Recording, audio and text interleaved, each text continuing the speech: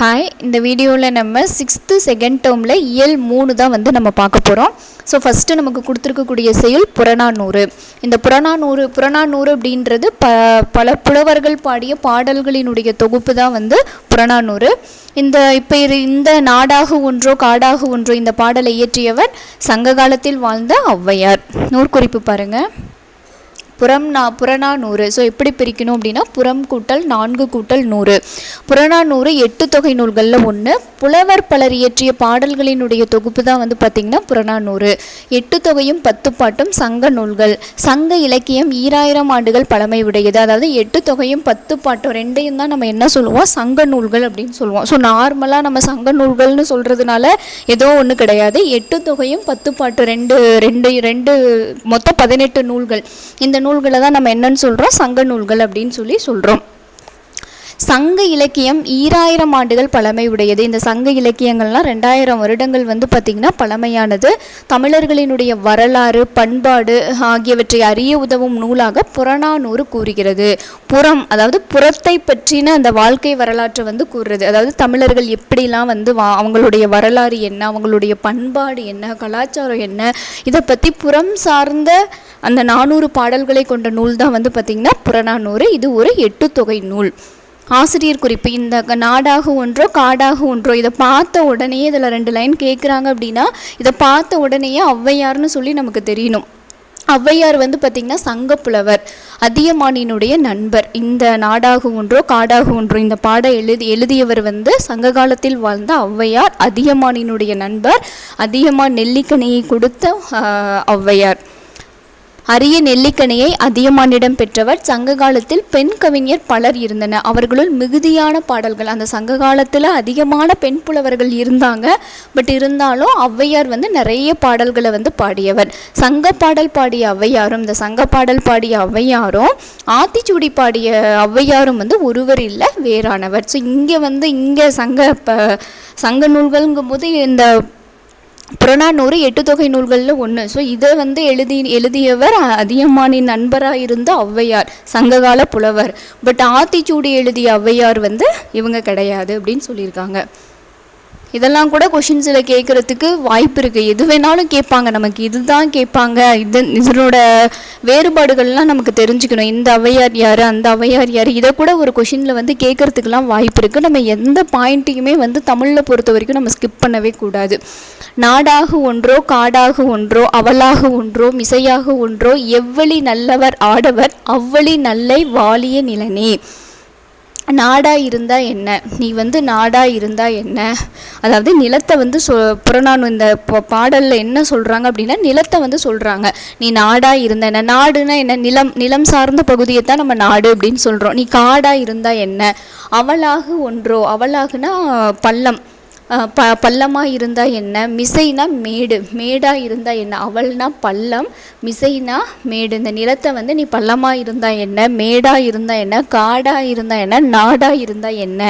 எவ்வளி நல்லவர் ஆடவர் அவ்வளி நல்லை வாலிய நிலனை. எங்கெல்லாம் வந்து ஆடவர்கள் ஆண்கள் வந்து நல்லவர்களாக இருக்கிறாங்களோ அங்கெல்லாம் வந்து இந்த நிலமானது செழித்து இருக்கும், நீ வாழ்க அப்படின்னு சொல்லி இந்த பாடலில் சொல்லியிருக்காங்க.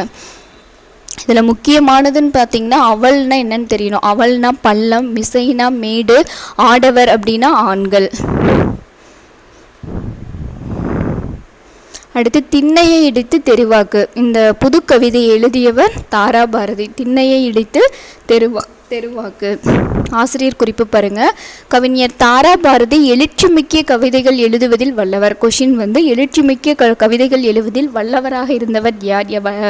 புது கவிதைன்னு சொல்லி கேட்கலாம். எழுச்சிமிக்க புது கவிதைகளை எழுதுவதில் வல்லவராக இருந்தவர் யார் அப்படின்னு கொஷின் கேட்கலாம். ஸோ கவிஞர் தாராபாரதி.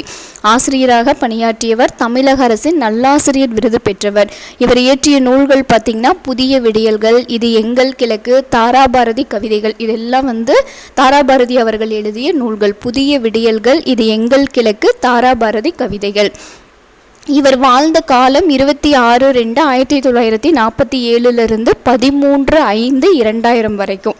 1900 நமக்கு சுதந்திரம் கிடைச்சதுலேருந்து 2000 ஆண்டு வரைக்கும் வந்து இவர் வாழ்ந்திருக்காரு. இதில் வந்து பார்த்திங்கன்னா இது படிச்சிங்கனாவே இந்த இந்த புது கவிதை இதை ஆக்சுவலி புரியும். பட் இதில் கூட ஏதாவது இந்த 2 லைன் எனக்கு கேட்ட மாதிரி ஞாபகம் இருக்குது. பூமி பந்து என்ன விலை, உன் புகழை தந்து வாங்கும் விலை அப்படின்னு சொல்லி கேட்ட மாதிரி ஞாபகம் இருக்குது. பூமி பந்து என்ன விலை, உன் புகழை தந்து வாங்கும் விலை, நாம் இப்பொழுதே புறப்படுவோம், வாம் நல்லதை எண்ணி செயல்படுவோம். இந்த 2 லைன், ஏதாவது 2 லைன் கேட்பாங்க. இதில் ஒவ்வொரு பேராகிராஃபும் பார்த்திங்கனாவே வந்து உங்களுக்கு தெரியும். 2வது பேராகிராஃப் பாருங்கள். புல்லாய் பிறந்தேன் நான் என்று நீ புலம்ப வேண்டாம், நெல் கூட புல்லின் இனத்தை சேர்ந்தது தான், அது பூமியின் பசியை போக்கவில்லை. அதாவது பூமியின் பசியை போக்கவில்லை அப்படின்னு சொல்லிட்டு இதில் சொல்லியிருக்காங்க. புல்லா நீ பிறந்துட்டேன்னு சொல்லிட்டு வருந்த வேண்டாம். வந்து நெல் கூட வந்து ஒரு புல்லோட இனத்தை சேர்ந்தது தானே, அதனோட பசியை வந்து போக்கவில்லையா. கடலில் வந்து நான் ஒரு துளி அப்படின்னு சொல்லி நீ கரைஞ்சு போகிறதுல பயன் என்ன. கடலில் நான் ஒரு முத்தாக இருந்தேன்னா உன்னுடைய மதிப்பானது பெருசாக இருக்கும். அதுதான் உந்தன் தலை தூக்கு. வந்தது யாருக்கும் தெரியாது, நீ வாழ்ந்ததை உலகம் அறியாது, சந்ததி கூட மறந்துவிடும், உன் சரித்திரம் யாருக்கு நினைவு வரும். நம்ம வரது யாருக்கும் தெரியாது, வாழ்கிறது யாருக்கு தெரியாது, நம்மளோட சந்ததிகளே நம்மளை மறந்துடும். பட் ஆனால் சரித்திரத்தில் நம்ம இடம் பிடிச்சோம் அப்படின்னா எல்லாத்துக்குமே ஞாபகம் வரும். திண்ணை தானே, இதுதான் நமக்கு அந்த இதில் கொடுத்துருக்காங்க. திண்ணையை இடித்து தெருவாக்கு அப்படின்றத, அந்த தெருவை வந்து திண்ணையை இடிச்சிட்டு தெருவை வந்து விரிவாக்கு. அது மாதிரி நீயும் வந்து நிறைய விஷயங்களை செஞ்சு சிகரம் மாதிரி உயரு அப்படின்றது தான் இந்த 2 பேராகிராஃபில் சொல்லியிருப்பாங்க. எத்தனை உயரம் இமயமலை, அதில் இன்னொரு சிகரம் உனது தலை, எத்தனை நாணயர் பிறந்த தரை, நீ இவர்களை விஞ்சிடு என்ன தடை. ஸோ இது ஒரு டைம் படிச்சுக்கோங்க. இந்த திண்ணையை இடித்து தெருவாக்கு அப்படின்னு இந்த டாபிக் பார்த்த உடனே என்னென்னலாம் நம்ம பார்த்தோம், புல் வச்சு சொல்லியிருந்தாங்க. அதுக்கப்புறம் நம்ம சந்ததிகள்லாம் நம்மளை மறந்துடும், சரித்திரம் படைச்சோம்னா எல்லோரும் ஞாபகம் வச்சுக்குவாங்க, திண்ணையை இடிச்சிட்டு தெருவாக வந்து விரிவாக்குன்னு சொல்லியிருந்தாங்க. இமயமலையில் இருக்கக்கூடிய சிகரங்களில் ஒன்றா வந்து நீ இருக்கணும். அந்த மாதிரி ஒவ்வொன்றையும் வந்து நீங்கள் ஞாபகம் வச்சுக்கோங்க. புல்லினத்தை வந்து சொல்லியிருந்தாங்க. இந்த மாதிரி ஒவ்வொன்றையும் ஞாபகம் வச்சுக்கிட்டீங்க அப்படின்னா அந்த லைன்ஸ் கொடுக்கும்போது ஈஸியாக அடிச்சிடலாம். நெக்ஸ்ட்டு தேசியம் காத்த செம்மல், பசும்பொன் முத்துராமலிங்க தேவர்.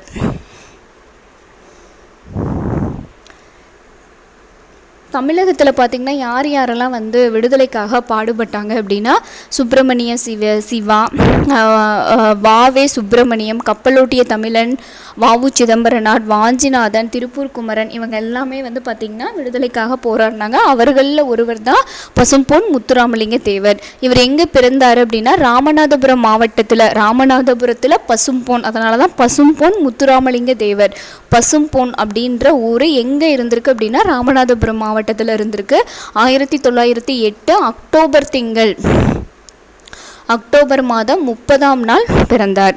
இவருடைய தந்தையார் உக்கிர பாண்டியனார், தாயார் இந்திராணி அம்மையார். உக்கிர பாண்டியனார், இந்திராணி அம்மையார். இவர் அன்னையை இளமையிலேயே இழந்தார். தாயோடு அறுசுவை உண்டி போயிற்று. இவர் வந்து வளர்த்தவர் யாருன்னு கூட கொஷின் கேட்கலாம். இஸ்லாமிய பெண்மணி ஒருவர் தான் வந்து இவங்களை வளர்க்குறாங்க. பாட்டியின் வீட்டில் வளர்ந்த நாட்களில் இவருக்கு கற்பித்த ஆசிரியர் குறைவர வாசித்தான் என்பவர் ஆவார். ஸோ இதெல்லாம் வந்து நிறைய டைம் கேட்டிருக்காங்க. பசும்பொன் முத்துராமலிங்க தேவருக்கு வந்து பாடம் கற்பித்த ஆசிரியர் யார் அப்படின்னு சொல்லி கேட்டிருக்காங்க. குறைவர வாசித்தான் அப்படின்றவர் தான் வந்து இவருக்கு வந்து பாடங்களை வந்து சொல்லி கொடுத்தாங்க. அடுத்து முத்துராமலிங்க தேவர் தொடக்க கல்வியை எங்கே பயின்றார் அப்படின்னா கமுதியில் தான் வந்து இவர் பயின்றார். முத்துராமலிங்க தேவர் தொடக்க கல்வியை கமுதியில் பயின்றார். கிறித்துவ பாதிரியார்களிடம்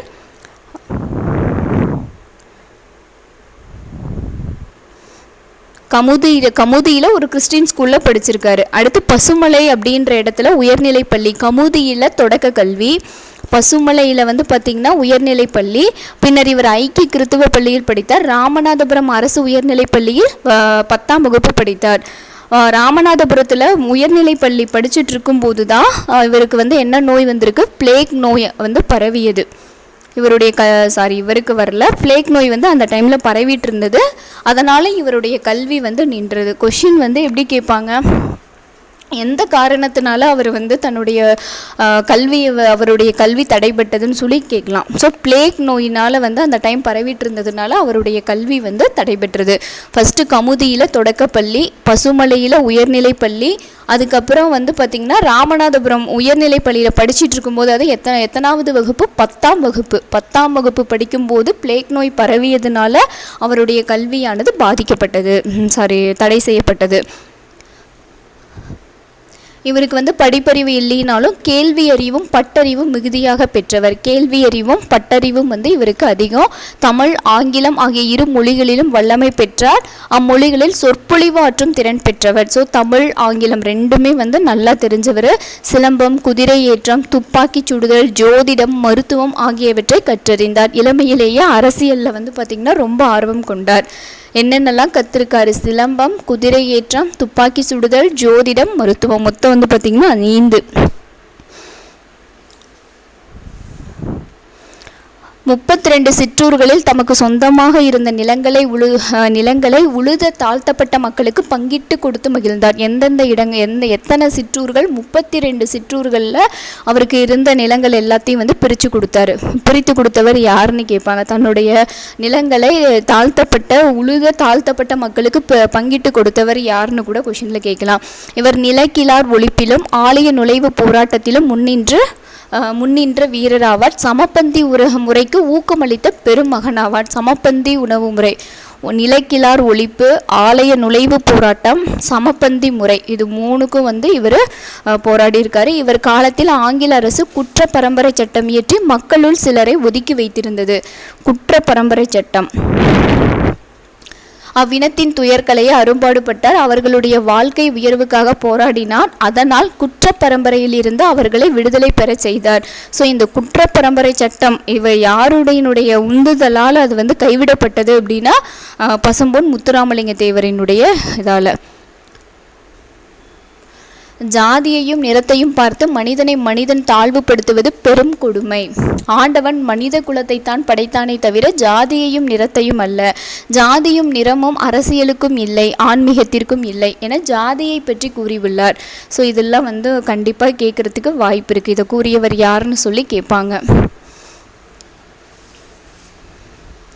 இவர் வந்து விடுதலை போராட்டத்துக்கு போராடியவர். வங்க சிங்கமான நேதாஜி சுபாஷ் சந்திர போஸ். வங்க சிங்கம் யாருன்னு கொஷின் கேட்கலாம். நேதாஜி சுபாஷ் சந்திர போஸ் அவர்களை தம் அரசியல் வழிகாட்டியாக கொண்டார். தமிழகத்தின் சிங்கமானார். தமிழகத்தின் சிங்கமாக இருந்தவர் யாருன்னு கூட கொஷின் கேட்கலாம். இவருடைய பேச்சிலும் மூச்சிலும் விடுதலை உணர்வே மிளர்ந்தது. ஸோ வங்க சிங்கம், தமிழகத்தின் சிங்கம். வங்க சிங்கம்னா நேதாஜி சுபாஷ் சந்திர போஸ், தமிழகத்தின் சிங்கமாக இருந்தவர் பசும்பொன் முத்துராமலிங்க தேவர். பசும்பொன் முத்துராமலிங்க தேவரின் அரசியல் வழிகாட்டி யாருன்னு கொஷின்ல கேட்கலாம். நேதாஜி சுபாஷ் சந்திர போஸ்.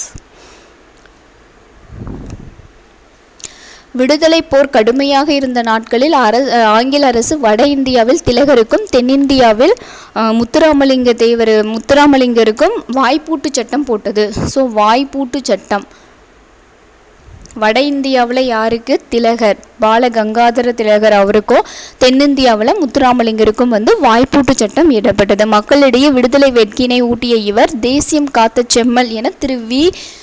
கல்யாண சுந்தரனார் இவரை பாராட்டியுள்ளார். தேசியம் காத்த செம்மல் என்று அழைக்கப்பட்டவர் யாருன்னு கேட்பாங்க. அப்படி இல்லைன்னா தேசியம் காத்த செம்மல் என்று பாராட்டியவர் யார்? திருவிக்கா அவர்கள் தான் வந்து பசும்பொன் முத்துராமலிங்க தேவரை வந்து பாராட்டியிருக்காரு. தேசியம் காத்த செம்மல் அப்படின்னு சொல்லிட்டு.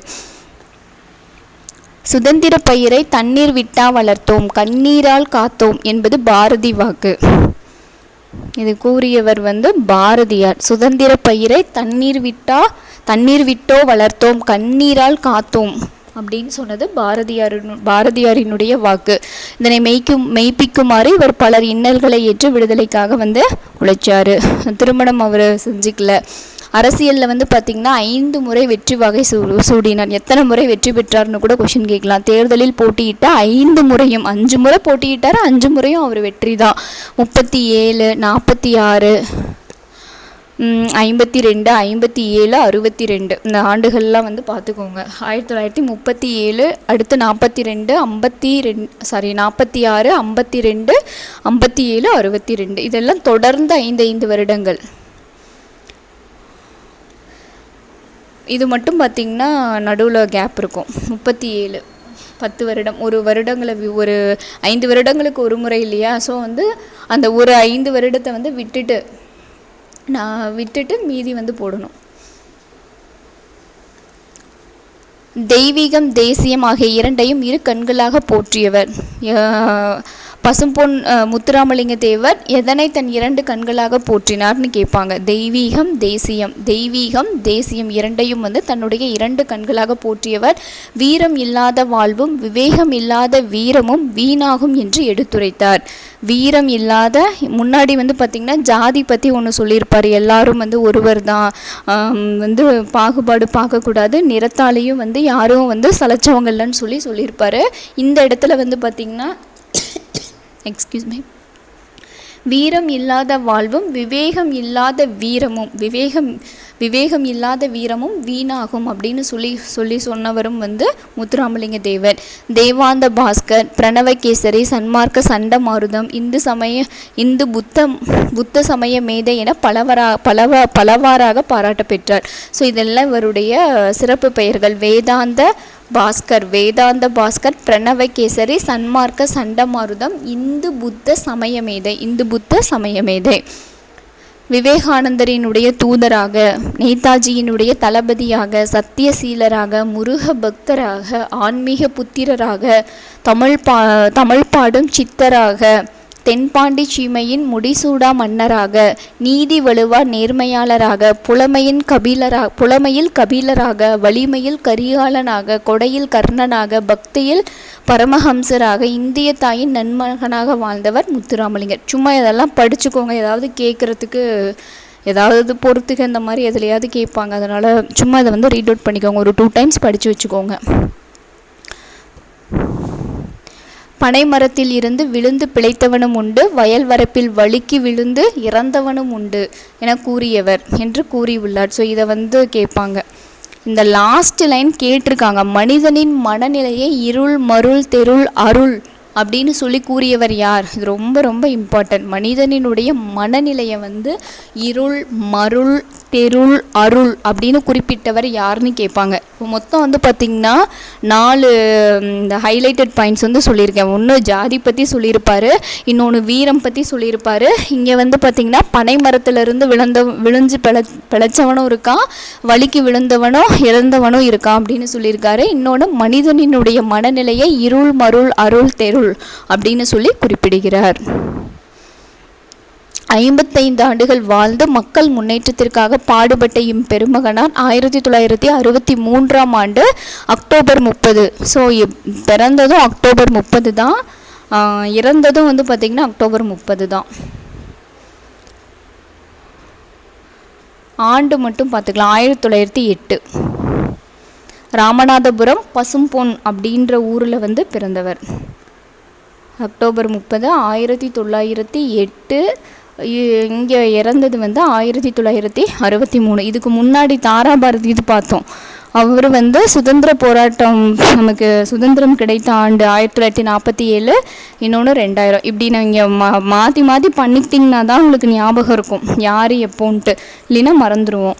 எப்பயுமே நம்ம கம்பேர் பண்ணி படிச்சுக்கணும். ஸோ இதுக்கு முன்னாடி நம்ம என்ன ஆண்டு படித்தோம் அதை வந்து அப்பப்போ ரீகால் பண்ணிக்கணும். ஸோ சென்னையில் வந்து இவருக்கு உருவ சிலை இருக்குது. அந்த உருவ சிலை இருக்கக்கூடிய அந்த சாலைக்கு இவருடைய பெயர் வந்து சூட்டப்பட்டுள்ளது. முத்துராமலிங்கரின் விருப்பத்திற்கு இணங்க 6/9/1939 மதுரைக்கு நேதாஜி சுபாஷ் சந்திர போஸ் வருகை தந்தார். ஸோ வந்து யாருடைய விருப்பத்திற்காக வந்து மதுரைக்கு நேதாஜி வந்தார் அப்படின்னா முத்துராமலிங்க தேவர். இவருக்கு வந்து அஞ்சல் தலை வெளியிட்ட ஆண்டு 1992. முத்துராமலிங்கர் தம் சொத்துக்கள் முழுவதையும் 17 பாகங்களாக பிரித்து ஒரு பாகத்தை மட்டும் தனக்கு வைத்து கொண்டு மீதி 16 பாகங்களையும் 16 பேருக்கு இனாம் சாசனமாக எழுதி வைத்தார். ஸோ இங்கே வந்து 17 பாகங்கள்னு சொல்லி கொடுத்துருக்காங்க.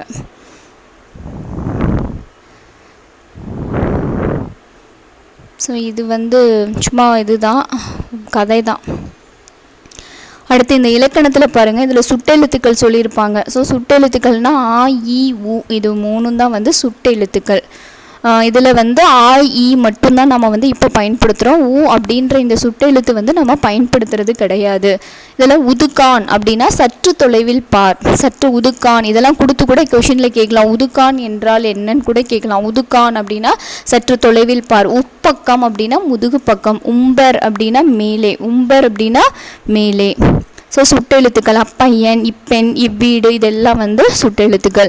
ஆயி சுட்டெழுத்துக்கள் தனியே நின்று சுட்டும் போது ஆண் பெண் அனைவரையும் பொதுவாக சுட்டுகின்றன.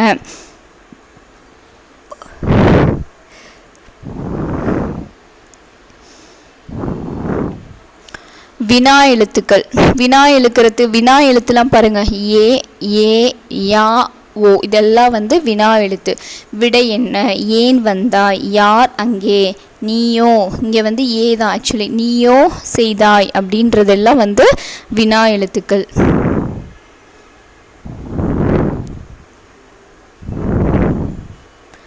இப்பொழுது ஏக்கு மாற்றாக தான் பயன்படுத்தும் வழக்கமும் இருக்கிறது. ஸோ சீதையே சிறந்தவள், சீதைத்தான் சிறந்தவள் அப்படின்னு சொல்லி நம்ம இப்போ சொல்கிறதா வந்து சொல்லியிருக்காங்க. சீதையே சிறந்தவள் அப்படிங்கிறத உணவே மருந்து, உணவுதான் மருந்து அப்படின்னு சொல்லி நம்ம இந்த காலங்களில் வந்து நம்ம பயன்படுத்திட்டு வரோம்.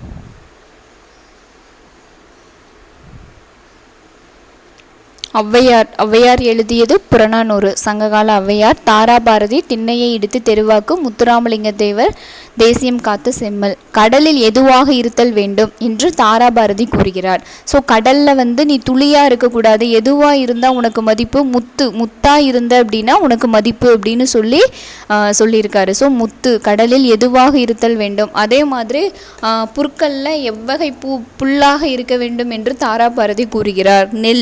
நெல் வந்து ஒரு புல் இனத்தை சார்ந்தது.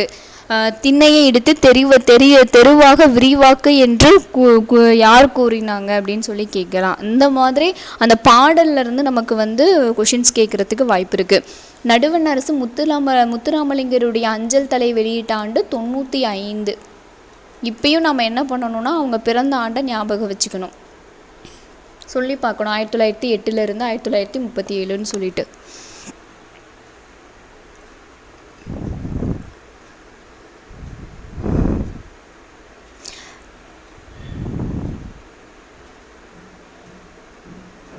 நல்லாசிரியர் விருது பெற்றவர் தாராபாரதி. மேடாக இருந்தால் என்ன? ஸோ இதில் வினா எழுத்து கேட்டிருக்காங்க. ஏ, யா, இதுலேயும் ஏ. நீதி தேவையும் சரியா, யா. ஸோ வந்து இதோட அந்த லெசன் ஓவர். ஸோ நெக்ஸ்ட் வீடியோவில் நம்ம பார்க்கலாம். தேங்க்யூ.